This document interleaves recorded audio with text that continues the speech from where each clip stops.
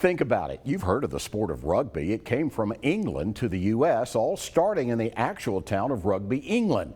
East Tennessee looks so much like that part of the U.K., a guy had to name it like his old home place.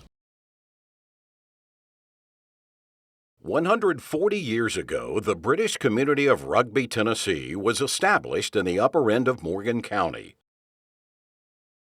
Now on the historic registry, the keys to its past are opening even wider. Rugby was actually founded in 1880 by Mr. Thomas Hughes. And Hughes was several things. One of his friends actually said that he had 7 times more irons in the fire, and he heated them 7 times hotter than anybody else. The Brit was an Oxford-educated lawyer, judge, member of parliament, a writer, even a boxer. And Rugby's first structure, the library, is one of the books called Tom Brown's School Days, written for his 8-year-old son as he was about to leave for school in Rugby, England. The book was later made into a silent movie. Among Hughes's friends was Charles Dickens. In fact, the library is one of his first novels of A Christmas Carol. Hughes ended up buying 75,000 acres in this rural part of East Tennessee, picked out due to a convenient railway 7 miles from the area. More than 350 people and 70 buildings stood at the height of its popularity.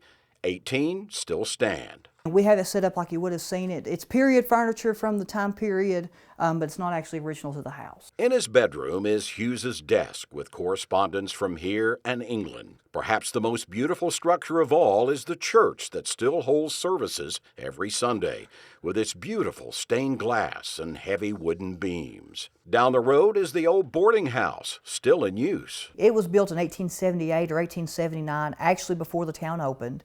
But there are 6 rooms here, and it's still an active boarding house, and guests can stay here, and they can rent rooms and stay here. And some people say that there might be some ghost stories about some of the rooms here. They're rented from $99 a night.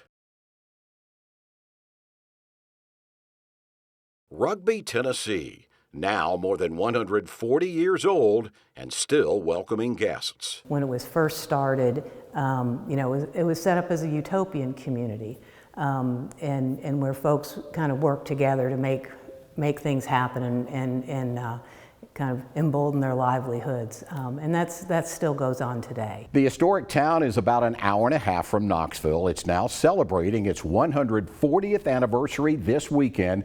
Everyone invited to attend. It's all free with music and tours.